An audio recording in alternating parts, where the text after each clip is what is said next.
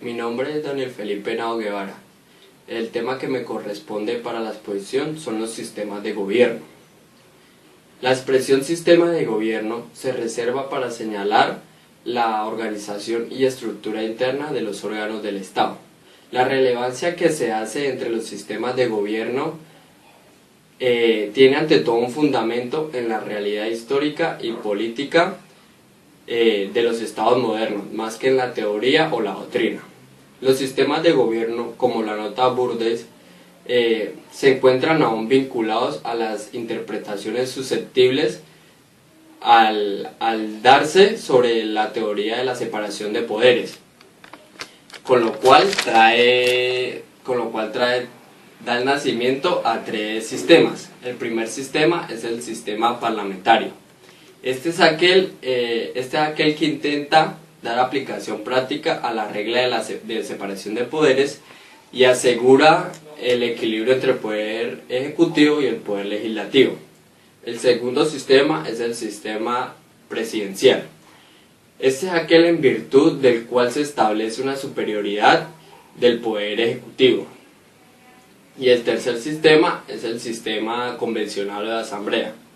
Este es aquel que favorece el privilegio de una asamblea representativa sobre el ejecutivo.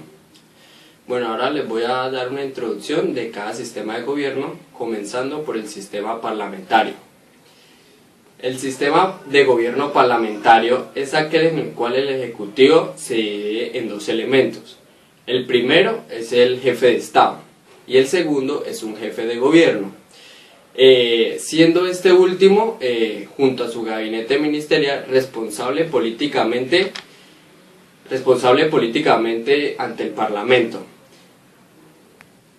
el cual tiene la facultad para revocar su mandato o a la inversa ser disuelto por el gobierno.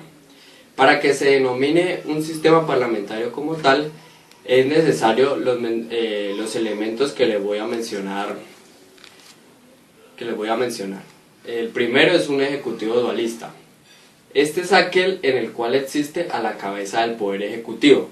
Por una parte es el jefe de Estado, que puede ser el presidente con funciones totalmente formales. Y por otro lado es el jefe de gobierno, llámese primer ministro, canciller o presidente del consejo, al cual le corresponde junto a su gabinete ministerial el ejercicio de la función del ejecutivo propiamente dicha. También tiene por regla general la de promulgar las leyes aprobadas por el Parlamento, designar un jefe de Estado, sancionar los decretos, aprobar la conformación del gabinete ministerial y eventualmente pronunciar la disolución del Parlamento. 2. Responsabilidad política del gobierno ante el Parlamento. Se denomina así por el hecho de que el Parlamento tiene la facultad de obligar al gabinete a presentar su dimisión mediante la aprobación de la moción de censura contra el gobierno, que sería un voto de censura. Tercero, la responsabilidad política del Ejecutivo ante el Parlamento. Este podría ser el elemento más esencial del régimen parlamentario. La responsabilidad tiene lugar ante aquella de las cámaras que sea elegida por sufragio universal directo, que se traduce en el hecho de que el gabinete debe gozar de la desconfianza de los representantes directos de la nación. Y cuarto y último elemento está el derecho de disolución del Parlamento. Tiene el derecho por parte del gobierno de disolver el Parlamento. Esta disolución opera en relación a una de las cámaras, aquella que sea elegida por sufragio universal directo. Este derecho de disolución tiene por objeto garantizar el equilibrio de poderes, ya que se constituye un contrapeso al derecho al Parlamento de revocar al gobierno. El segundo sistema de gobierno es el sistema presidencial. Este sistema, como el parlamentario, funciona ordinario dentro del contexto de Estado democrático liberal, lo cual no excluye que existan países regidos bajo formas de gobierno autocráticos. Se fundamenta, al igual que el parlamentario, en la participación de los ciudadanos en la elección de sus gobernantes mediante el sufragio universal. Sin embargo, existe en el sistema presidencial cierta supremacía del órgano ejecutivo sobre los demás, en razón de la extensión de las facultades que se otorgan al presidente. Bueno, ahora les voy a presentar los elementos que conforman este sistema. Primero, un ejecutivo monocrático o unipersonal. En este sistema, a la cabeza del poder ejecutivo hay una sola persona, el presidente de la República, quien ostenta a la vez el carácter de jefe de Estado y jefe de gobierno. Este, entre otras funciones, es el jefe de administración pública, nombra y remueve libremente a sus ministros y demás colaboradores. Es el jefe de Relaciones Exteriores del Estado y es el comandante supremo de las Fuerzas Armadas. Segundo, en la elección popular del presidente. El presidente de la República es elegido mediante el sufragio universal directo o indirecto por todos los ciudadanos a nivel nacional. Tercero, la responsabilidad política del gobierno es limitada.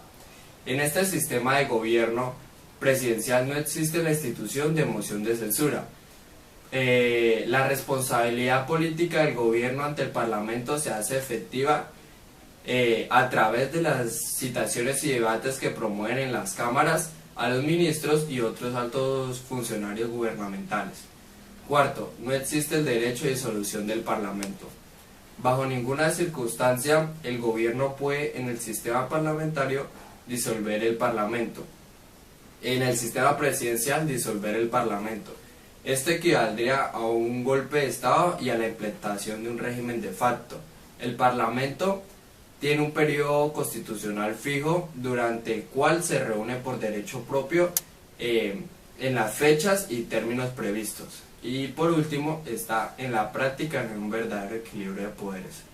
En el sistema presidencial no hay un verdadero equilibrio de poderes entre las ramas del poder ejecutivo y legislativo, dado el cúmulo de atribuciones y prerrogativos que se confieren a aquel. El principio de separación entre estas dos ramas existe, pero no con carácter rígido, sino atenuado con el de la colaboración armónica entre ellas. El tercer sistema de gobierno es el sistema convencional o de asamblea. Al contrario que el sistema presidencial, este sistema convencional o de asamblea se fundamenta en la preeminencia del cuerpo legislativo sobre el gobierno, o bien en la absorción total de las funciones ejecutivas por una asamblea. Los gobernantes serán entonces delegados o agentes de esta asamblea. De esta manera, el gobernante o gobernantes estarán a la merced de una asamblea, ya sea en su nombramiento como en su remoción. Este sistema convencional, utilizado con menor frecuencia que los anteriores, se implantó por primera vez en Francia en plena revolución bajo el régimen de la Convención instaurados en 1793. Durante este régimen, el cuerpo ejecutivo era ejercido por un consejo de 24 miembros nombrados por la Asamblea Nacional, cuya función era hacer cumplir las decisiones tomadas por este mismo cuerpo. Este sistema de gobierno se implantó en varios países como Suiza, Rusia y en la Unión Soviética. En estos estados se buscaba, a través del sistema convencional, mantener en lo político un régimen de partido único, dándole a este una base popular. Esta asamblea, cuerpo colegiado como se ha dicho, es el titular del Poder Ejecutivo. Entre sus funciones figura el nombramiento de los integrantes del gobierno propiamente dicho. La asamblea ejerce en su conjunto las funciones del jefe del Estado y la jefatura le corresponde al primer ministro, cabeza del gabinete. Que en otros países, cuando se implantó este sistema, el encargado de estar a la cabeza era el secretariado general del Partido Comunista. Y con esto doy terminada mi exposición de los sistemas de gobierno. Gracias.